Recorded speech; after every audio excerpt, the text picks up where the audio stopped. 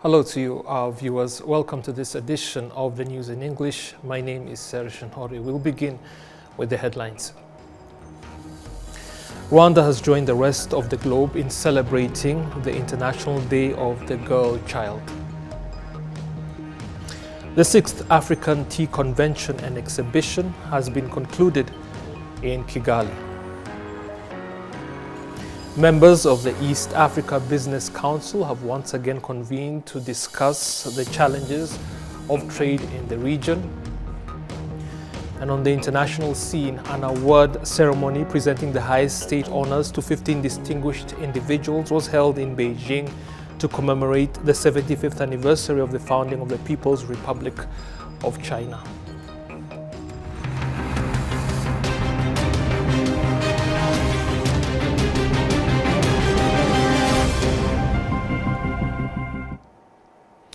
And now the details. Thank you for taking the time to join us. With the 11th of October celebrated as the International Day of the Girl Child, our colleague Emebote Mushashi took the time to speak to a young Rwandan female achiever about her journey to success, the challenges she encountered, and her message to other girls on the matter of striving to be the best you can be. Take a look. This country of Rwanda has given us a bunch of opportunities. You can do everything you want to do as long as it's positive and as long as it is having an impact to the country. So us girls, we don't have to limit ourselves. We have to tap into all the potentials that we were given, because you never know. We might be the future leaders. We might be the future business people. So we just need to tap into all the potentials that we were given. The country has given us the security, good environment, good schools, scholarships, they are everywhere. So what we just have to do is to tap into those potentials. If there are scholarships somewhere, apply for them. If there are opportunities there, apply for them. Don't limit yourself, because everything is there, but you are the one to utilize them. As a girl, the first thing I'm happy for is that I accomplished one of my dreams, which was to finish my PhD degree and to become a doctor in my area of interest, which is information technology systems. I'm really happy for that, and that helped me to make the impact to my country. As I said before, I'm now a lecturer here at Mount Kigali University. I'm teaching students not only bachelor's, but also master's. I supervise, I do several things, development of curriculums. What does it mean? I'm changing, or I'm making an impact to Rwanda through education. And as Nelson Mandela said, the education is the most powerful weapon you can use to change the world. So I'm happy that I'm part of the world changers. The critical challenge I can say is a gender stereotype, where people can define gender roles or the functions that certain people should do and other people shouldn't. That is very, very, very challenging, because you might find some girls, they're just dreaming that maybe getting married will be the final destination of their lives, which is wrong. Sometimes you can dream to become, let's say, an information scientist, or a computer scientist, or a doctor, or whoever. But again, you can do that together with something else. So it's not really good to limit yourself to one thing, because the society is defining you to do that.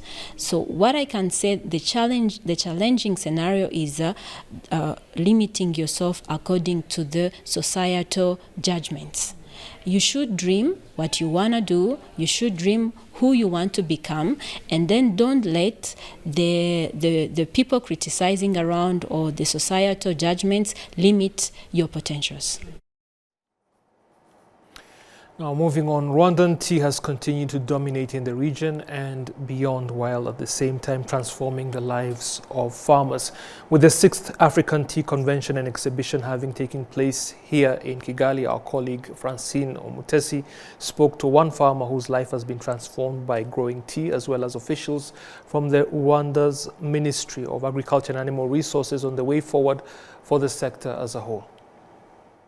Before, I have used it to plant banana, but I get production after 5, 6 or 7 months. But I have tried to change from banana to tea. By planting tea, currently I am getting a monthly salary, depending on that culture of changing it from banana plantation to tea plantation.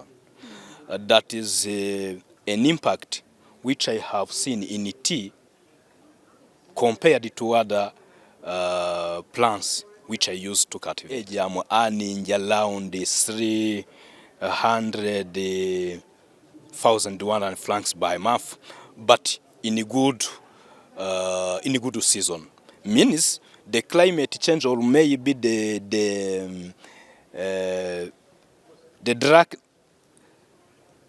climate change is impacting our production.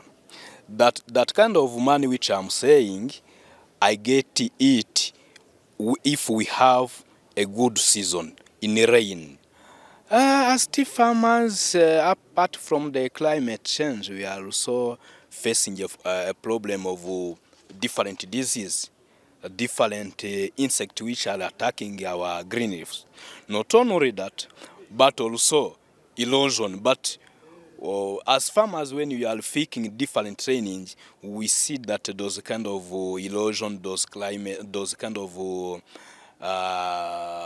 different insects which are coming in our tea plantation, all are results of the climate change. It is on why in my cooperative, Hillside Organic Tea Cooperative, we are doing all our best in order to see how we can sustain our environment for having a good climate. In that way, we are offering the different training in our cooperative in order to see how we can sustain our climate. Farmers are getting different things. So the salary, every time someone would like to see his salary increasing, and we are very happy. Currently in this quarter, we have a good price. They are not getting a salary only, but they are getting trainings.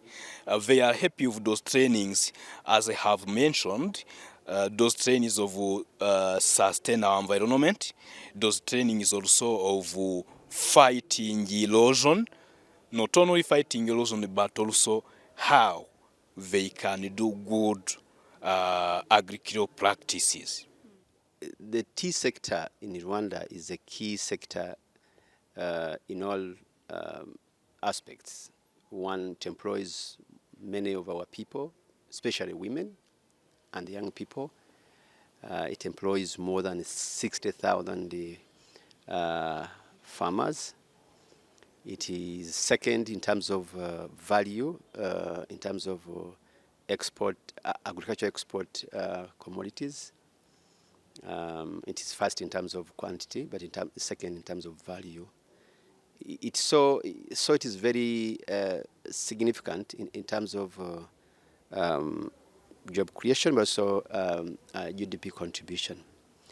And as a government, such a sector, we give it all attention it deserves, all the way from preserving tea farms, giving them the right infrastructures in terms of access roads, in terms of water and power, such that the processing, the factories should be able to add value to the tea. But also we do work with the cooperatives and the NAYEB and other private sector investors in terms of training and equipping farmers with the right farming practices all the way from the seedlings. So we ensure we have the right seeds and the right seedlings from the nurseries. Then they are looked after. We use the right fertilizers. And then even at harvest, at the picking of the tea leaves, it is properly managed up to the factory. So that process guarantees, gives us an opportunity to have very competitive qualities. And as a result, now it is, has been a practice. Rwandan tea fetches the highest prices at the Nairobi auction. So we believe we need to do more. I think we can improve also. Even with that achievement, we can improve on the quality, and with better quality, because it's a commodity that is sold in the global market, then you're able to attract decent prices. Staying with the agricultural sector, students at the Rwanda Institute of Conservation Agriculture affirm that they are aware of the contribution of professional agriculture to the steady economy of the country and that they are keen to play their part in that endeavor. Prince Manzi with more. At the Institute's entrance, you find the equipment required to practice modern agriculture. These include cattle sheds and pens for chicken producing meat and eggs. In farms, there are also tractors used for modern cultivation and mainly used by students. Here, students spend half of their school life in the practical sessions of their studies. We do not cultivate all of this land. We only cultivate the area where we are going to plant our seeds. So in using crop rotation, we plant soybeans and it is followed in the next season with maize. Also, we have value chain production for maize because we plant maize, participate in planting, we participate in weed management, and also at the end of all, we also have value addition, post-harvest handling practices, so that we can ensure that the production from here will be used by animal production enterprise to produce the feed for their animals. So we have to make sure that the production is very good and with high quality.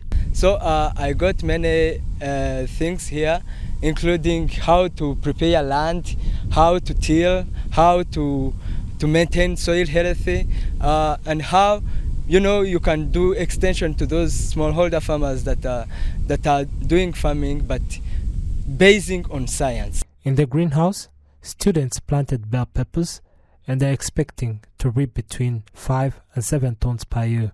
On a 500 square meters of land, they would get over 10 million produce. As you can see, today we are harvesting sweet peppers. We have red and yellow sweet peppers, and this greenhouse, some people take it for granted, but it's really doing a great job. It's controlling more of diseases, and as you can see, probably didn't see outside, but the sweet pepper which are outside, they are suffering from different diseases, but they were treated the same. So this greenhouse is doing more in giving more yield. You can see some crates, they are full of sweet peppers, and the plants are looking healthier. In a cattle shed of over 70 cows, students are taking care of them. 26 of these cows are milked with the help of machines. I was exposed in practice of conservation agriculture, where we learn how to produce a high yield, also conserving the environment.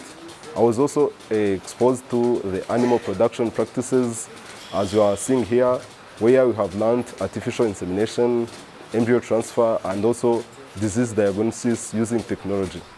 More than 1,000 hens produce eggs, and other more than 1,000 hens produce meat. Another thing we learn also from RICA, it's about sustainability. We consider animal health, human health, and even the environmental health while doing production. So those are the main skills I can say I acquire at RICA, which I think they are really important outside. At RICA, we do practical skills and we also do the theories. After learning from the class, we come at the field and we apply what we learned from the class. For example, like vaccination, identifying the animal diseases, if they are sick, if they don't perform well, we do make such observations and define the solutions. Students of the Rwanda Institute for Conservation Agriculture also learn how to process agricultural products for value addition. Here in this room, we are processing smoked sausage from cow and pork meat. Firstly, we receive the meat. After receiving the meat, we debone them for getting the lean meat. After, we mix the meat with other ingredients, for example, garlic, nitrate, either for flavoring and other for preservation. After we mix them by using meat mixer, after getting the mixed meat, we stuff them by using stir-fry to get the stuffed sausage. After we ferment them for 12 hours, and then we smoke the fresh sausage to get the smoked sausage. After getting the smoked sausage, we may consume or either storage or either selling. Conservation agronomist Dr. Kofi Boa reiterates that Rwanda is in a proper direction towards eco-friendly agriculture. I see lots and lots of prospects. You see, in the whole of Africa, Rwanda is the only place where we have a university dedicated to burden innovators, young men and women at the BSc level in conservation agriculture. And it's all about burden these people, young guys, to go out there, to spread the knowledge, to teach the people what to do, and more importantly, to show them through the demonstrations so that they will be convinced and take it up.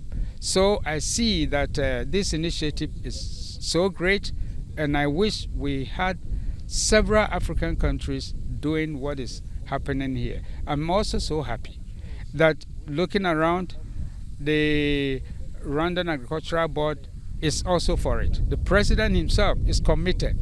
And when the president and the Agricultural Board is committed to ensuring that we're able to promote this, then, where are the limits?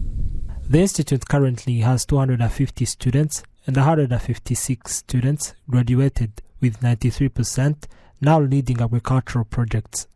The Vice Chancellor of Administration and Operations at the Rwanda Institute for Conservation Agriculture, Dr. Rosette Ronald, affirms that the Institute is unique in its set of skills it provides. One of the assessment measures that tells us that the type of agriculture we practice here at RICA is accepted by the public is by the number of students that apply to come to RICA. So we can only accept 84 students every year because of the size of our campus.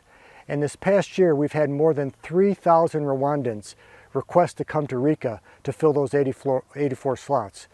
So that's telling us that the young people in Rwanda value what's happening at RICA. They want to be part of it, and they're applying to join our class here to be a RICA student at the Rwanda Institute for Conservation Agriculture. The infrastructure to help students relax is available. Includes playgrounds for hand games such as basketball, volleyball, and those who want to ride sports bikes. Started in 2019, RICA is an internationally recognized accredited higher education institute in Rwanda, specializing in conservation agriculture and One Health principles. The institute was founded by Howard G. Buffett and inaugurated by the President of the Republic of Rwanda, His Excellency Paul Kagame, in 2023. Thank you, Prince Manzi, for that report. Now, in order to promote the culture of reading, the Rwanda Basic Education Board has launched 2 books written by Jeanne d'Arc Kanakuze at the Kigali Public Library. Those books will be used in schools and contain stories that teach the values that Rwandan children should possess. We have the details with Saula Sandra Tumukunde. These books have been added to the collection at the Kigali Public Library. Madame Kanakuze Jeanne d'Arc, who writes various types of books, has now authored works intended to education purpose. She explains that the aim of these books is to help enhance the culture of reading among Rwandan children, while also teaching them the values they should uphold as Rwandan youth. Icyambere ni kiriya kijyanye n'indangagaciro mu bana batoya nuko nabonye mu muryango nyarwanda hari. I decided to write because I noticed that there is a culture among children of not liking to read. So I decided to write books to see if I can help to make children love to read. Therefore, I wrote books that emphasize values of Rwandan so that when they read, they gain good knowledge that benefits them. Teaching a child to read while they are still young, instilling a love for their country as well as fostering development. Zakagombye kuranga umunyarwanda, ahubwo narebye iz'ingenzi mbona buri munsi kenshi mu miryango, mu mashuri, aho umuntu aba ari akorera, ukabona hari ikintu kibura. Dr. Mbarushimana Nelson, the director of London Education Board, emphasized that reading is a valuable habit that should be encouraged, particularly among young children, as it is a fundamental source of knowledge. Iyo udasomye ntumenya ibyavuzwe, ubumenyi bwose tubusanga mu bitabo. If you do not read, you won't know what has been said, because all knowledge comes from books. Perhaps, starting with our book fair, we are encouraging children, students, teachers, parents, and everyone to continue to motivate others to read. Ndetse n'umuntu uwo ari we wese kuba yashishikariza yakomeza kugira imbaraga zo gusoma. Some educators, including Mukamisha, Immaculée, and Father Camille expressed that there are still challenges regarding children's reading habits, but they are doing their best to contribute to fostering a love for reading among children. Ubu ngubu icyo cyo gusoma cyo kirahari, ariko gifite imvano. The challenge of reading still exists, but it has a source. You can see how development is increasing. Printed books are mostly decreased, although there are some which are still available online, and that is good. Abana bagize ibintu byinshi bibahuza iterambere. Children have many things that connect them to technology, and now they spend their time on social media, which makes them reluctant to read. However, we are currently training them to love reading and put them into reading clubs. Mwicaye imbere yayo ni byinshi byo mureba muri TikTok uzazindi zaje ubu ngubu ni byinshi, ariko gusoma igitabo kirabarambira babona kibateye ubunebwe. Writers are also encouraged to continue putting effort into creating educational books for London children, as there is currently a shortage of such books in the education system, because nowadays there is still the challenges of shortage education books which decrease the culture of reading. Saula Sandra Tumkund, RTV News. Staying with children, the United Nations Children Fund has signed an agreement with the artist Andy Bumuntu as a partner to enhance efforts in caring for children with mental health issues through various approaches. Saula Sandra Tumukunde continues. UNICEF in Rwanda has signed a contract with the Rwandan musician Andy Bumuntu, and they will begin collaborating on activities focused on caring for children with mental health issues to promote the health development of children. Juliana Lindsay, the representative of UNICEF in Rwanda, stated that there are still various mental health challenges among children in Rwanda, which is why they are utilizing different approaches to better support these children. So there are a lot of different challenges that young people face. We hear a lot about increased abuse of alcohol and sometimes even drugs. We hear a lot about struggles that young people deal with, whether it's expectation of parents, sometimes it's even abuse from other people, sometimes it's neglect from parents. And we've been doing a number of different things. Some work with teenage mothers, some work more technologically to set up a new app that young people can use to get information and get support. So there are lots of different ways of supporting young people. Foremost, we collaborate with the government of Rwanda, especially the RBC and the Ministry of Health and the Ministry of Youth. But we also work with some local organizations, some youth-led organizations. There's one called Community Health Boosters. There's others like the YWCA that are doing good work. So we collaborate with lots of different organizations. In his speech, musician Andy Bumuntu expressed his commitment to exploiting his art to influence public opinion and advocate for children's rights and protections. Not just children, but they are the future. If you want a better future, you have to take care of the children. Today, I'm so happy to be among you, not just only as an artist, but also as a UNICEF advocacy champion, because from today, that will be added to my names. So we have a lot of work to do. I think this is why we're here. Because it starts by us taking the right decisions, saying no to these stigmas, saying no to every single challenge that children are facing every single day to reach their dreams.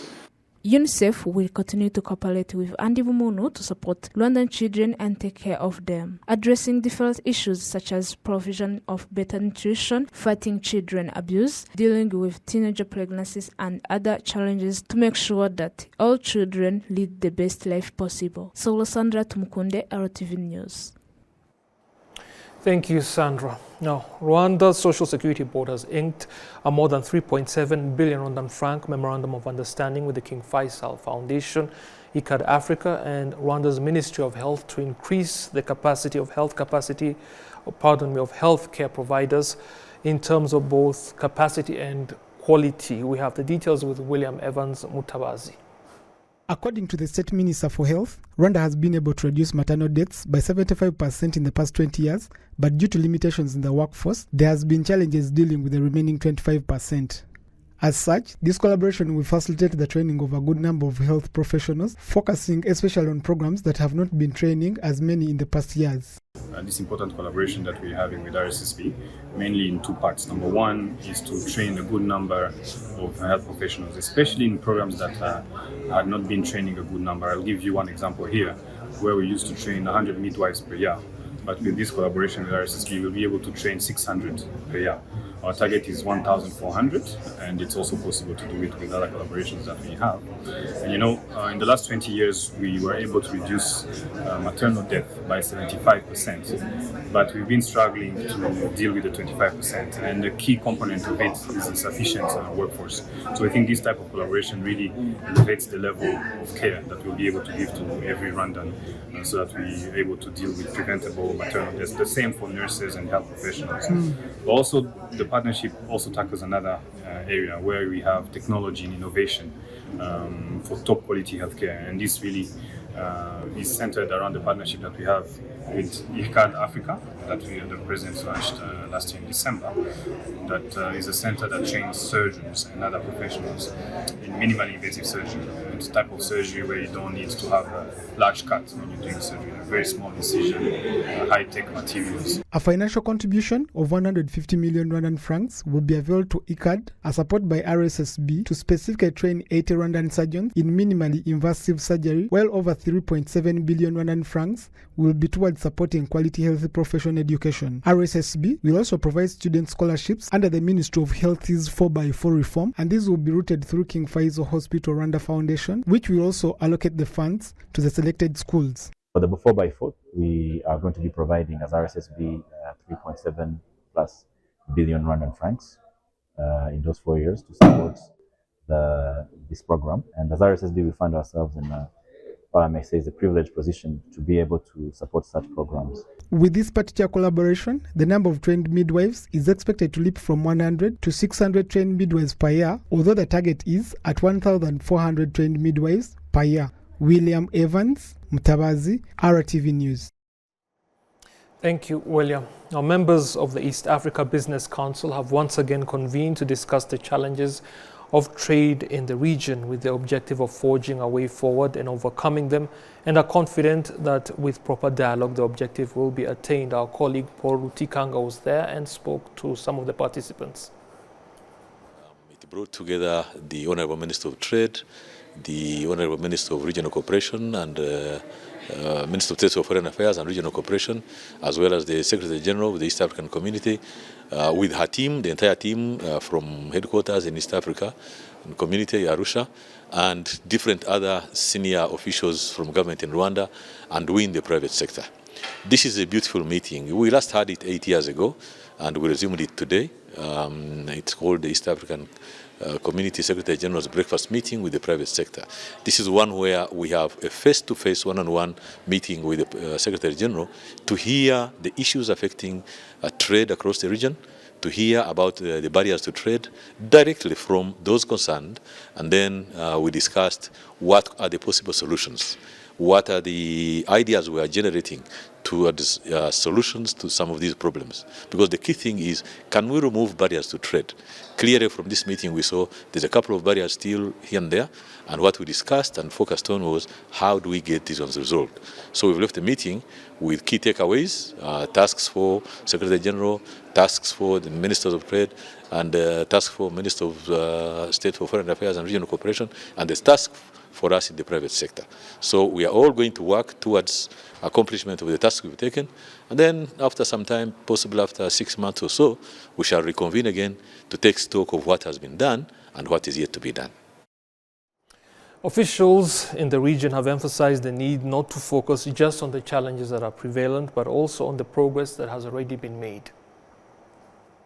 We are now going to mark our 25 years since we began, and looking back, I can say there's been tremendous achievement on customs union, especially in the common market, which are the first two pillars. So is enough done? Maybe not. Can we do more? Yes, certainly. Is there a challenge? I would say not. It is a journey. Integration is really a commitment that is for the long haul. It is not a one-day affair. Every step takes us to the next level. And therefore, for me and from where I begin, I would say that the community is making good progress. Yes, there are conversations that need to continue happening. The engagements are there by various partner states, but the goodwill is there. And most importantly, the political will is secure at the very top level of heads of state that form the summit of the ESC.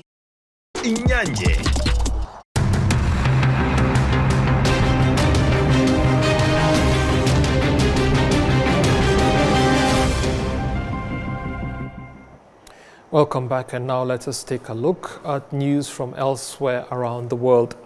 An award ceremony presenting the highest state honors to 15 distinguished individuals was held in Beijing to commemorate the 75th anniversary of the founding of the People's Republic of China. The award ceremony commenced with the national anthem of the People's Republic of China at the Great Hall of the People. The awardees received the Medal of the Republic, the Friendship Medal, and honorary titles from President Xi Jinping, and who is also the General Secretary of the Communist Party of China, Central Committee, and Chairman of the Central Military Commission. The ceremony was presided over by Kai Chi, member of the Standing Committee of the Political Bureau of the CPC Central Committee, member of the Secretariat of the CPC Central Committee, and Director of the Honor Commendation Committee of the party and the state. The red and golden medals of the Republic are awarded to individuals who have made great contributions to the construction and development of the People's Republic of China, while the golden and blue friendship medals are China's highest state honors for foreigners, reserved for those who have made outstanding contributions to China's modernization drive, promoting exchange and cooperation between China and the world, and safeguarding world peace. The medals for national honorary titles, mainly in red and golden colors, are awarded to the honorees who have made outstanding contributions in various fields and sectors of that country. Now, before we conclude this edition of the news in English, let us once again take a look at the headlines. Rwanda has joined the rest of the globe in celebrating the International Day of the Girl Child. The 6th African Tea Convention and Exhibition has been concluded here in Kigali. Members of the East Africa Business Council have once again convened to discuss the challenges of trade in the region. And as we just saw, an award ceremony presenting the highest state honors to 15 distinguished individuals was held in Beijing to commemorate the 75th anniversary of the founding of the People's Republic of China.